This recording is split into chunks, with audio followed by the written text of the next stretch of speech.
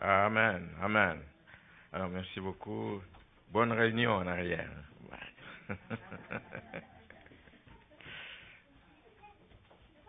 Je vais vous prier de vous lever. On va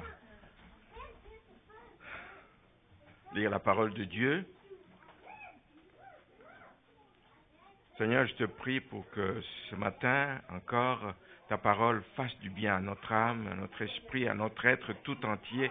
Que ta parole vienne nous confirmer le grand amour que tu as pour nous. Que ta parole vienne nous confirmer que nous sommes du bon côté. Que nous avons, Seigneur, fait le bon choix de te suivre et de marcher à ta suite. Amen. Alors, je vais lire quelques textes. J'ai eu du mal à trouver un texte que je vais lire. Alors, j'en ai pris des bouts, deux, trois, parce que je vais parler ce matin du Dieu d'amour. Dieu est amour, c'est le titre du message. Dieu est amour. Nous l'avons chanté dans les chants. Dieu est amour, c'est une certitude qui ne doit pas nous quitter un seul instant. Nous lisons d'abord l'épître aux Romains, chapitre 5, Romains 5, au verset 8. Mais Dieu prouve son amour envers nous en ce que, lorsque nous étions encore des pécheurs, Christ est mort pour nous. Dieu prouve son amour. Jean 3,16, on le connaît tous, car Dieu a tant aimé le monde qu'il a donné son Fils unique, afin que quiconque croit en lui ne périsse point, mais qu'il ait la vie éternelle. Le troisième texte, c'est dans la première épître de Jean, au chapitre 4, 1 Jean 4. Là, je vais prendre quelques versets. Le verset 9 d'abord. L'amour de Dieu a été manifesté. Ce n'est pas un mythe, ce n'est pas juste des choses dans les paroles. L'amour de Dieu a été manifesté envers nous en ce que Dieu a envoyé son Fils unique dans le monde afin que nous vivions par lui. Et cet amour consiste non point en ce que nous avons aimé Dieu, mais en ce qu'il nous a aimés et a envoyé son Fils comme victime expiatoire pour nos péchés. Je saute, je vais au verset 16. Et nous avons connu l'amour que Dieu a pour nous et nous y avons cru. Dieu est amour. Et celui qui demeure dans l'amour demeure en Dieu et Dieu demeure en lui. C'est des beaux textes qui nous confirment que l'amour de Dieu, c'est le meilleur cadeau que nous ayons eu. Amen. Un amour invariable, un amour constant, un amour qui ne change pas selon les circonstances. Nous pouvons changer. Lorsque nous sommes en présence d'une personne qui nous a fait du bien à un moment donné, nous disons que nous l'aimons. Le lendemain, il a fait une erreur, c'est fini, on ne l'aime plus et Dieu n'est pas comme ça. Dieu est un Dieu vraiment d'amour, un cœur large comme ça. Amen. Vous pouvez vous asseoir. Alors, j'aime toujours être fixé dans le temps. Vous savez que nous sommes, c'est le dernier dimanche du mois de mars. Nous sommes déjà à la fin du premier trimestre déjà de l'année 2022. C'est déjà à la fin du premier trimestre, ça va vite. Mais quand nous voyons ce qui s'est passé dans les 3 derniers mois, comme dans les 2 dernières années, mais ça continue encore dans les 3 derniers mois ici, vous avez vu comme moi que nous vivons beaucoup de turbulences de toutes sortes. Que ce soit ceux liés à la Covid, ce n'est pas seulement la Covid, même si je disais tout à l'heure qu'elle n'a pas encore dit son dernier mot. Mais il y a autre chose aujourd'hui, il y a de nouvelles menaces qui pèsent sur la planète, sur cette terre. Hein? Je parle plus ce qui nous touche tous. Il y a un problème de sécurité alimentaire, voilà, de sécurité alimentaire à cause de la guerre. Vous écoutez ce qui s'est dit dans les radios, dans toutes sortes de messages là. Écoute, si vous n'avez pas Dieu, vous risquez de trembler. Et il y a des gens qui vont courir. On a vu des images, je ne sais pas où, des gens qui couraient avec des sacs de 50 kilos sur la tête pour aller s'approvisionner parce qu'ils ont peur que c'est fini. Il y a des turbulences dans ce monde. Il y a vraiment beaucoup de turbulences et parfois nous croyons que ça se passe loin de nous. Parfois nous croyons que ça ne se passe pas ici, ça ne va pas nous affecter. Mais oui, ça va nous affecter d'une façon ou d'une autre, si ça n'a pas encore commencé. Ça nous affecte déjà au niveau du prix. Le prix du carburant qui est monté, etc. Vous avez aussi toutes les implications qui viennent avec ça. Vous avez des problèmes d'approvisionnement qui vont naître. Après, je ne veux pas insister là-dessus parce que ce n'est pas ça le plus important. C'est une réalité dans laquelle nous vivons. Mais nous avons que, malgré ces bonnes nouvelles, ces mauvaises nouvelles plutôt, je voudrais vous rappeler que nous avons un Dieu d'amour.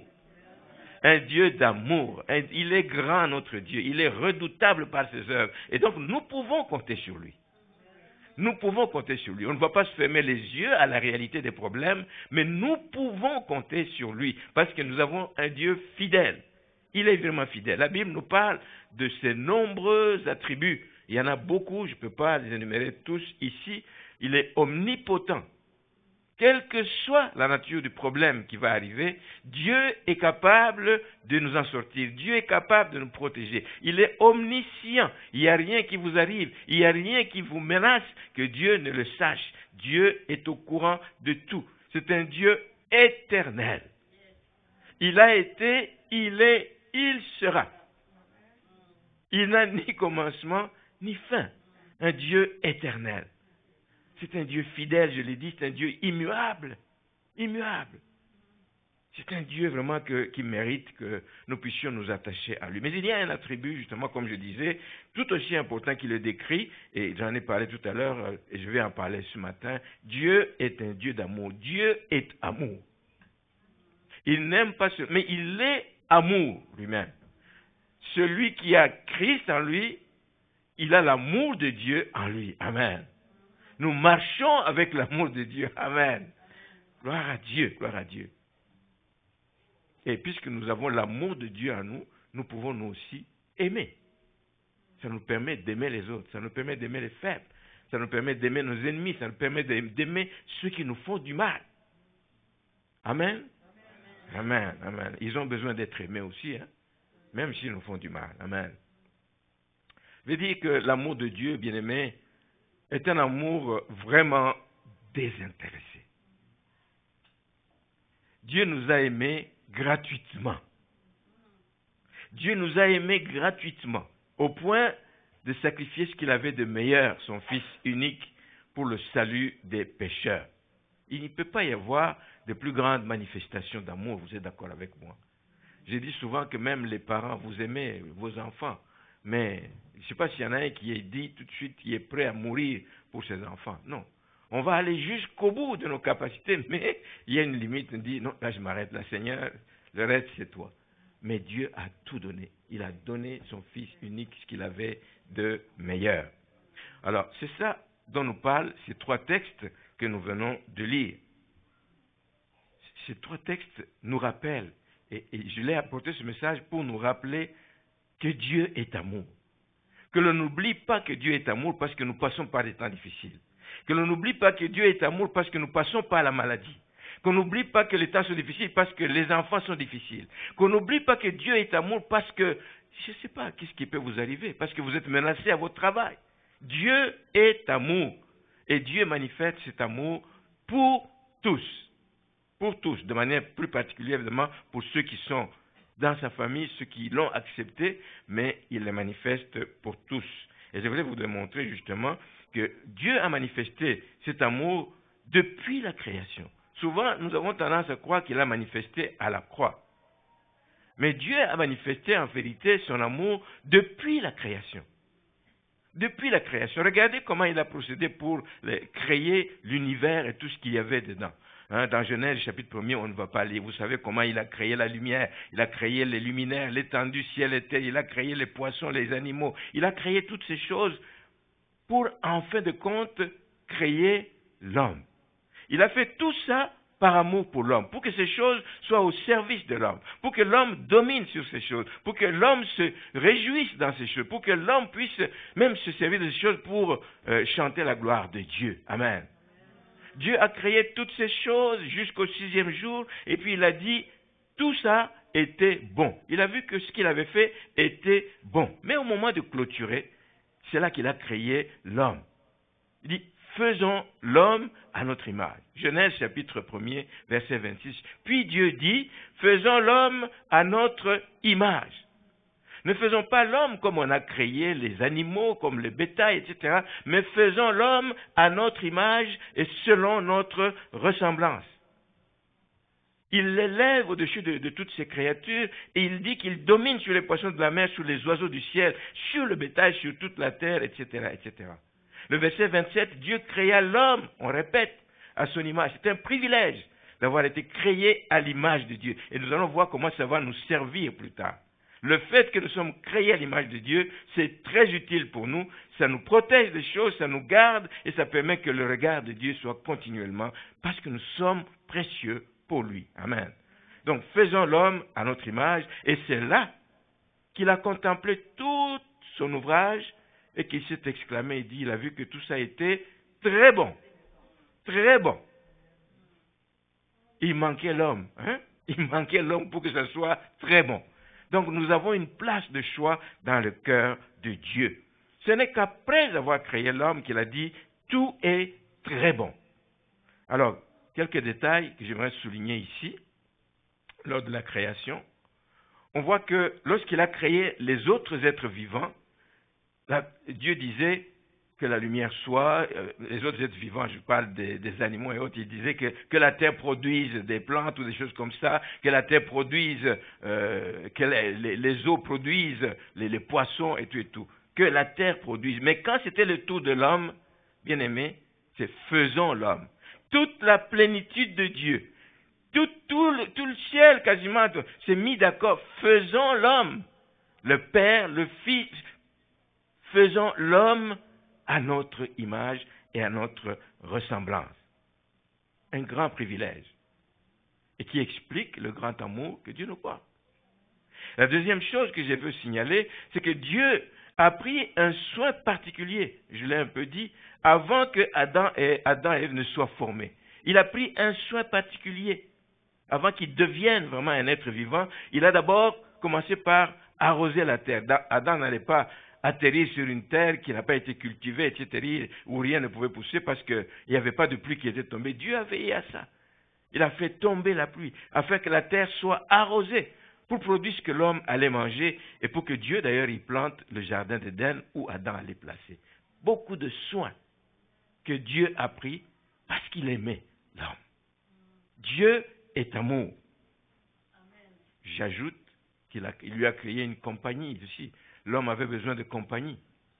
Et il lui a donné des animaux de compagnie, mais il lui a donné aussi une femme qui allait l'aimer et qui allait donc faire sa joie et son bonheur et qui allait devenir une aide semblable à lui. Donc tout était préparé à l'avance et ça c'est une marque d'amour que vous ne pouvez pas trouver ailleurs.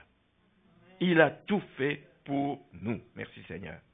Donc il a aimé l'homme, c'était mon premier point. Il a donc aimé l'homme avant que ce dernier n'en soit conscient, avant même son existence.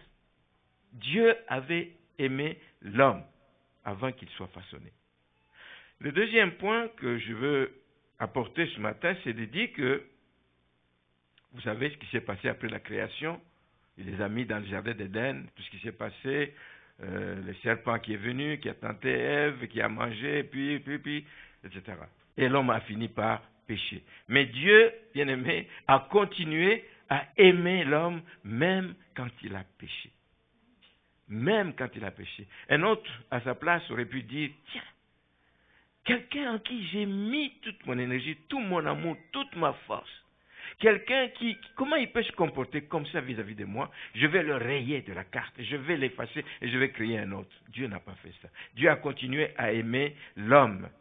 Souvent, et c'est dommage d'ailleurs, souvent on se dit que on doit être pur avant que Dieu nous aime. Vous l'avez souvent entendu. Je me souviens une fois à Montréal, je suis devant la porte de l'église et puis il y avait de la musique et puis quelqu'un passait, il était curieux, il regarde à l'intérieur. J'ai dit, tu peux entrer, c'est une église et tout et tout. Ah non, je ne peux pas entrer là-dedans, moi j'ai fait trop de mal.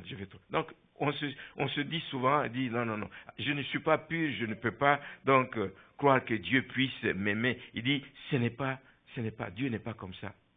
Ce n'est pas ça l'amour de Dieu. L'amour de Dieu vient en premier.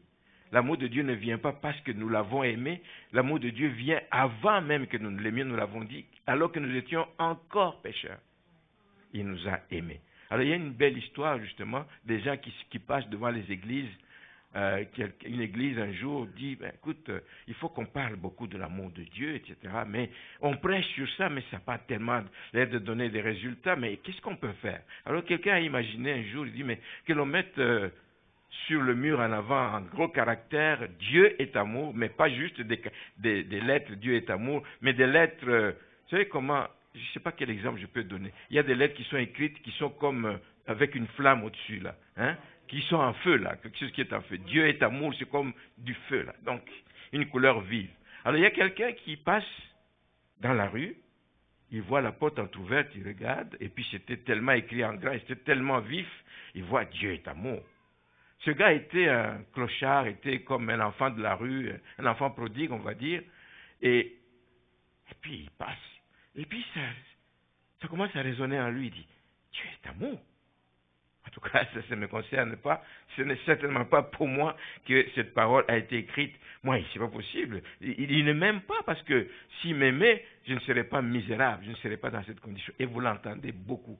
Comment Dieu peut-il être un Dieu d'amour et laisser les gens mourir de guerre, laisser les gens mourir? Non, frères et sœurs, Dieu est immuable. Ce n'est pas la condition de l'homme qui va changer que Dieu n'est plus bon ou n'est plus bon. Non.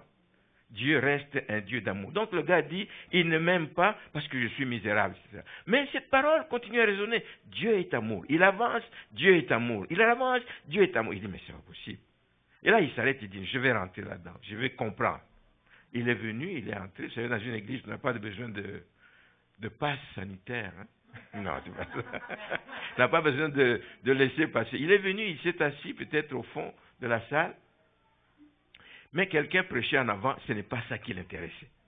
Il prêchait, mais lui ses yeux étaient sur ses paroles. Dieu est amour. Ça le travaille. Et Dieu profite de ce moment-là pour commencer réellement à lui faire sentir qu'il l'aime, malgré sa condition. Et l'homme est resté là jusqu'à la fin du culte. Mais à la fin du culte, ceux qui l'ont vu entrer ont vu que le gars était les têtes penchées en pleurs. Il était en larmes, il fondait en larmes de réaliser que Dieu est amour, et moi je ne le savais pas, et je continue à errer comme ci, comme ça. Et les gens sont venus, ont prié avec lui, lui ont expliqué exactement le cheminement à faire pour se repentir. Il a fait la prière de repentance, on a prié avec lui, il a reçu Christ, et la bonne nouvelle de l'évangile lui a été présentée. Le gars est parti avec joie. Voyez-vous ce qui arrive quand on comprend que Dieu est amour, quelle que soit la condition dans laquelle nous sommes, les choses peuvent changer et la joie est revenue dans la vie de cette personne. La joie est revenue et comme quoi ça ne prend pas grand-chose. Hein. Des fois, tu peux t'acharner avec quelqu'un pour lui parler de Jésus, pour lui parler de ceci. Parfois, c'est trois simples mots qu'il va lire quelque part qui vont le toucher. Hein. Comme je dis souvent, quelqu'un qui témoignait, il dit, moi, j'allais dans un déjeuner des hommes d'affaires et puis là, j'entends le mot « quiconque croit en lui ». C'est un peu la même chose. Dieu est amour, pas pour moi. Et là aussi, il entend « quiconque croit en lui, il a la vie éternelle ». Il dit « hein, quiconque, moi aussi ». Alors, il raisonne à lui-même. Et quand on a fait l'appel, il est allé en avant, il a reçu Christ. Et puis moi, je l'ai vu témoigner au bout de 30 ans de vie chrétienne. Donc, il est resté ferme. Merci Seigneur.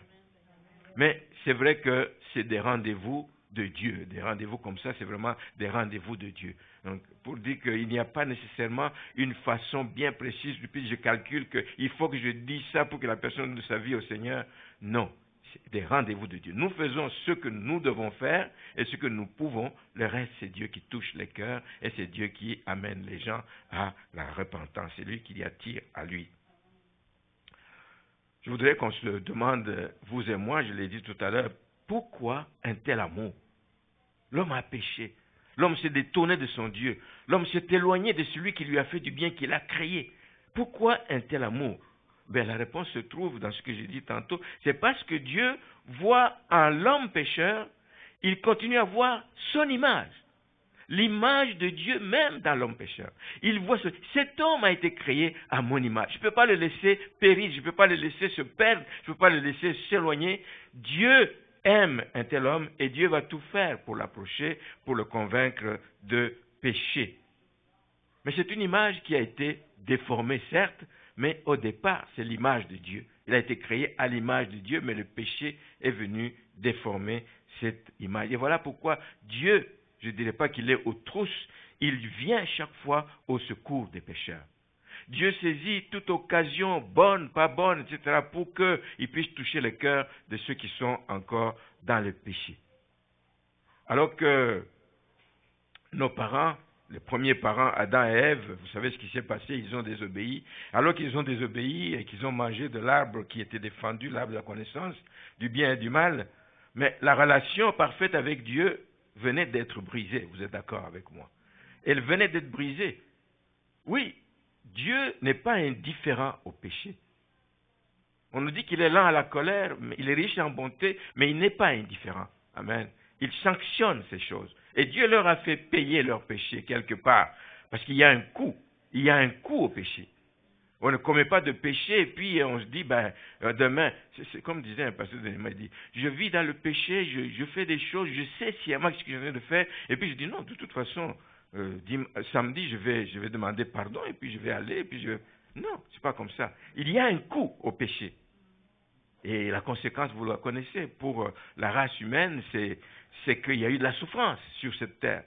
Les femmes devant accoucher avec beaucoup de souffrance, l'homme devant travailler, manger à la sueur de son front. Le travail devenait difficile parce que la terre devenait donc, et avait été maudite par Dieu. Mais au-delà de tout ça, au-delà de cette punition, Dieu, dans son amour, ne les a pas effacés, je l'ai dit. Il ne les a pas effacés de la surface de la terre. Il n'a pas dit, bon, je vais créer d'autres personnes. Dieu est venu vers eux, Dieu les a revêtus des peaux, des habits de peau, ce qui annonçait le salut donc à venir. Et Dieu leur a donné une autre chance. Nous avons commencé à dire dans la préparation du culte que Dieu est celui qui nous donne une autre chance. Donc c'est ça que Dieu a fait avec. Il leur a donné une autre chance et ils ont continué à vivre et ils ont vécu longtemps sur la terre, vous le savez, jusqu'à l'époque de Noé. Et ça c'est un autre moment terrible qu'il y a eu dans l'histoire de l'humanité. Donc au temps de Noé, le mal s'est amplifié. Le mal, vraiment les gens se sont complètement éloignés du Seigneur. La méchanceté a pris place et la violence avait augmenté au milieu de la race humaine. Dieu voyait cela et Dieu en était affligé encore une fois. Et dans Genèse au chapitre 6, on nous dit que les jours de l'homme, au verset 3, les jours de l'homme seront de 120 ans. Il vivait longtemps, des 500, 600, 700 ans avant ça, mais Dieu a abrégé les jours de l'homme, 120 ans. L'Éternel, verset 6, l'Éternel se repentit d'avoir fait l'homme sur la terre et il fut affligé en son cœur. Et l'Éternel dit, j'exterminerai de la face de la terre l'homme que j'ai créé depuis l'homme jusqu'au bétail, aux reptiles et aux oiseaux du ciel, car je me repens de les avoir faits. Mais Noé trouva grâce aux yeux de l'Éternel. Même quand il veut exterminer toute la surface de la terre, il a toujours ce petit reste qu'il se garde, avec lequel il va repartir. Amen. Noé, sa famille, 8 personnes, plus les bêtes et tous les animaux de chaque espèce. Donc, ici aussi, on voit que Dieu n'a pas mis à exécution sa décision de tout détruire. Il a quand même gardé un petit reste qui a entendu sa voix et qui était fidèle. Et Dieu manifesta à nouveau son amour à l'homme qui était méchant en lui donnant l'occasion de se repentir. Vous savez que Noé, à qui Dieu a parlé, Noé s'était poumonné pendant des années, 100 ans et plus, à parler à ses contemporains. Voici ce que Dieu m'a dit. Voici ce qui va arriver si vous ne changez pas. Mais les gens se moquaient de lui. Jésus en a parlé dans Matthieu 24. Il dit, quand dans les jours qui précédaient le déluge, les hommes mangeaient, les gens buvaient, se mariaient et mariaient leurs enfants, jusqu'au jour où Noé entra dans l'arche. Ils ne se doutèrent de rien jusqu'à ce que le déluge vint et les emporta tous. Noé a fait sa part, il a annoncé le message de Dieu, les gens n'ont pas pris au sérieux, sauf lui et sa famille qui ont été sauvés. La grande leçon là-dedans, c'est quoi? La grande leçon, c'est que Dieu donne toujours à l'homme l'occasion de se repentir. Toujours. Dieu donne toujours à l'homme l'occasion de se repentir, mais beaucoup ne veulent pas saisir cette occasion. C'est encore vrai aujourd'hui. Des églises parlent. Aujourd'hui, il y a tellement d'églises, j'allais dire, tellement de prédicateurs, les moyens même de diffusion des messages se sont multipliés à l'infini, Internet, toutes sortes de moyens aujourd'hui. Il n'y a personne qui va dire qu'il n'est pas au courant, qu'il n'est pas averti de ce que Dieu attend. C'est pas vrai, c'est pas vrai. Personne ne dira, si quelqu'un se perdait, personne ne dira que c'est la faute de Dieu, que Dieu n'aime pas ces personnes. Non, c'est simplement parce que les gens ont fait leur choix. et le mauvais choix de choisir de résister à l'amour de Dieu. Dieu tend les bras. Dieu a des bras d'amour larges, ouverts. Je dis, il y a de la place dans les bras de Dieu pour beaucoup de gens. Pour beaucoup de gens. Il continue à attendre, il continue à parler, il continue, mais il offre, mais il ne force personne. Donc personne ne peut se perdre et on va dire que c'est parce que Dieu ne l'a pas aimé, mais c'est un choix personnel. Dieu reste un Dieu d'amour. Mais quand l'homme réalise combien Dieu le porte dans son cœur, là, à ce moment-là, il ouvre son cœur à l'action du Saint-Esprit, il ouvre son cœur au message de Dieu. Voilà pourquoi je nous exhorte, frères et sœurs, à continuer à annoncer. Notre mission, c'est quoi? D'aller et de faire de toutes les nations des disciples. Continuer à annoncer sans arrêter, à annoncer que tout homme est pécheur. Que les gens ne se trompent pas. Tout homme est pécheur et est privé de la gloire de Dieu, à moins de se tourner vers Dieu, à moins de saisir cette offre d'amour que Dieu nous fait. Amen. Nous avons vraiment cette obligation, comme cela a été demandé à Jonas à l'époque, au temps de Ninive. Ninive, qui est une autre ville qui était connue pour sa cruauté, une autre ville qui était connue pour son immoralité à l'extrême. Ils se sont vraiment complètement détournés de Dieu. En plus, le peuple de Ninive, c'était un peuple que Israël détestait. Détestait parce qu'il les prenait comme des ennemis, une menace pour eux. Mais Dieu, dans son amour, s'est préoccupé de ces païens. Ils se sont complètement détournés de lui. Ils étaient ennemis d'Israël. Mais Dieu s'est préoccupé de ces gens-là pour montrer combien l'amour de Dieu est grand. Il s'est préoccupé, il a envoyé Jonas, il dit, Jonas, tu vas aller avertir ces gens. Jonas faisait partie de ce peuple. Il a dit, mais comment ça? Ceux-là, je vais les sauver. Oh non, lui, il s'est sauvé. Il s'est sauvé, il a pris une autre direction, mais Dieu l'a rattrapé, vous connaissez l'histoire. Et finalement, Jonas est parti. Quand on obéit à la voix de Dieu, dans Jonas, au chapitre 1er, il dit ceci, « Lève-toi », Dieu lui dit, « va à Ninive, la grande ville, et crie contre elle. Avertis-la à cause de sa méchanceté. Crie contre elle, car sa méchanceté est montée jusqu'à moi. » Dieu aurait pu dire, « Ah, ok, c'est ça, rayez de la liste. » Non. Non. Il va toujours donner une chance à ces personnes. Il va donner toujours une chance. Alors, après l'hésitation, il est quand même parti et il a crié dans les rues de la ville. Il dit, encore 40 jours, Ninive va être détruite. Encore 40 jours, Ninive va être détruite. Mais vous savez, Dieu est souverain. Dieu, il pouvait le faire, mais le message a porté fruit parce que les gens de Ninive ont compris. Le résultat a été extraordinaire parce que le livre de Jonas nous dit que les gens de Ninive ont cru à Dieu, ils ont publié un jeûne, ils se sont revêtus de sacs réalisant le mal qu'ils avaient fait, depuis le plus grand jusqu'au plus petit. Et on dit même que le roi de Ninive aussi a été touché par ce message et il ordonna que les hommes et les bêtes, il a mis tout le monde au pas, tous couverts de sacs, qu'ils crient à Dieu avec force et qu'ils reviennent de toutes leurs mauvaises voies. Le roi aussi a été pris dedans et puis ça a porté fruit. Amen. Et il disait, qui sait si Dieu ne reviendra pas et ne se repentira pas, et s'il ne renoncera pas à son ardente colère, en sorte que nous périssions point. Et au verset 10, Dieu vit qu'ils agissaient ainsi. De son trône, il voit tout, il voit les bonnes dispositions de cœur, il voit ceux qui le cherchent, il voit ceux qui le désirent, il voit ceux qui ont le goût de changer. Dieu vit qu'ils agissaient ainsi et qu'ils revenaient de leur mauvaise voie. Il se repentit du mal qu'il avait résolu de leur faire et il ne le fit pas.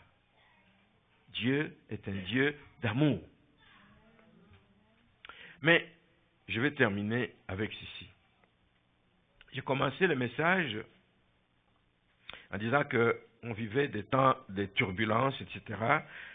Ça, pour moi, c'est le résultat du péché qui abonde, qui abonde dans ce monde, le péché d'orgueil. Les dirigeants du monde orgueilleux, regardez ce qui se passe en Russie.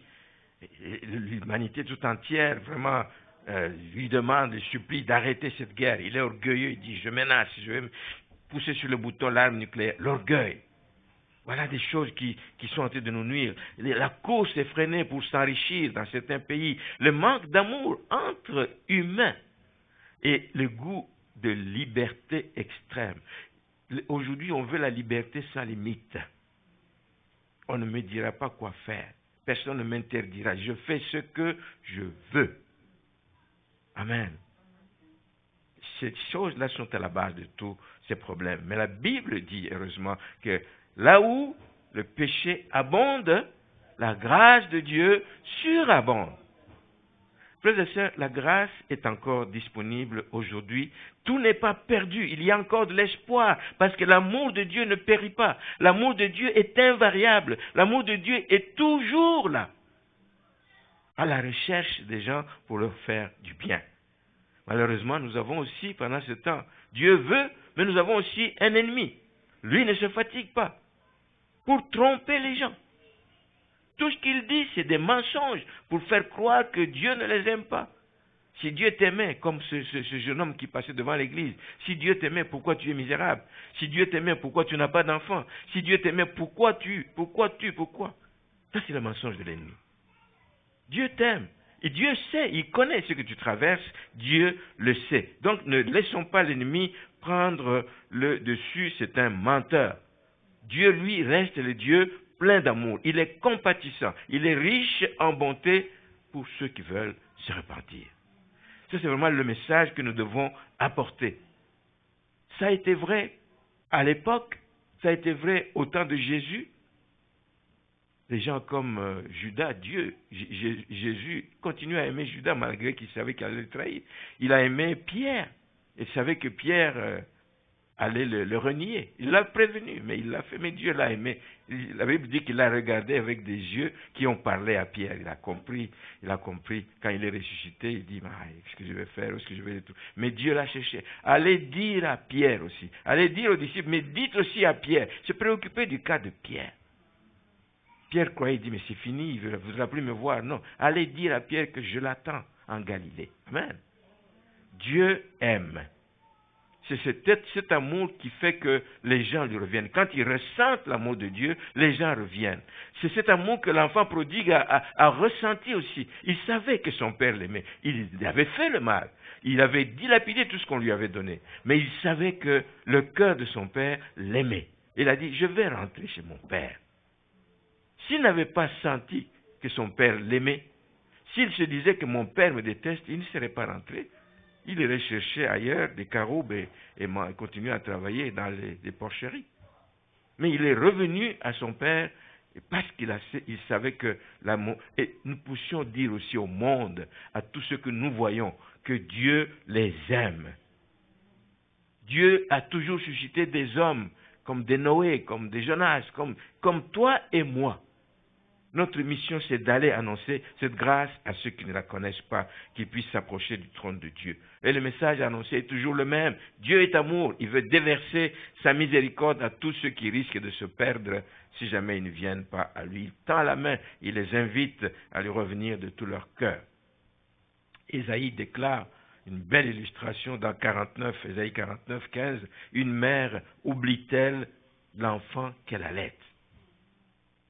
Les mères ici savent l'amour qu'ils portent pour leur enfant. Ça c'est tout frais, 4 fois de suite. Tout frais. L'amour qu'elle porte à ses enfants est tel qu'elle est prête à tout.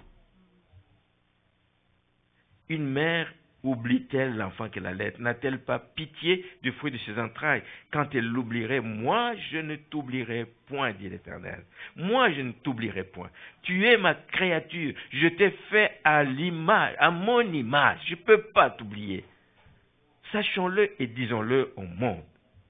L'amour d'une mère est grand, mais l'amour de Dieu surpasse tout ce qu'on peut imaginer, surpasse toute intelligence. Frères et sœurs, il y a quelque temps, il y a un chirurgien, c'est une très très courte illustration d'un médecin. Nous sommes en temps de guerre. Un chirurgien se retrouve en présence d'un soldat ennemi.